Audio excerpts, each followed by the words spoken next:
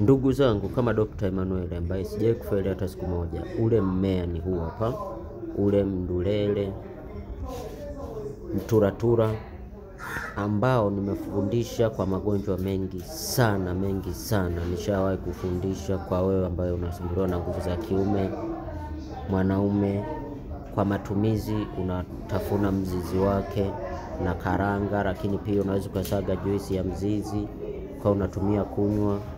Lakini nikaja nikafundisha pia kutumia mbegu zake, matumizi yake kuwa ni kwa wale wafanyabiashara, kuwa inasaidia mbegu yake kuweka zindiko kwa matumizi ya kuchukua sindano.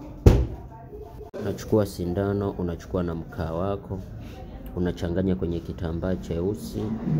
Baada ya hapo unaweka kwenye sanduku, itakusaidia sana. Lakini pia nimefundisha mengi sana. Lakini leo nataka nirudie tena.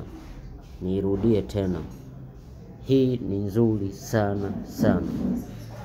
Hata kwa kukinga wachawi.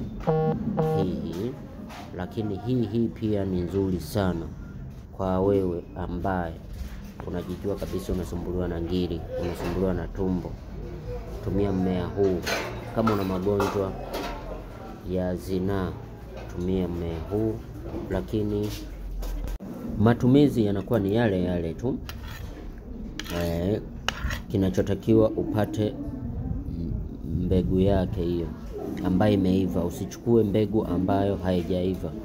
Iliyoiva zinakuwa ni tofauti. Sasa wewe inayotakiwa upate ile ambayo imeiva kabisa moja kwa moja, ndio nzuri. Baada ya hapo, kama utahitaji kudhibiti mwanga, ukishaipata ile ambayo imeiva kabisa, tafuta na kipini. Vipo vipini vile vya kizamani vya kufungia vile, unganisha nayo. Pia utafute na maharage. Kuna maharage yale meupe ambao hayana rangi yoyote. Changanyia, upate kipunje hata kimoja tu. Changanyia.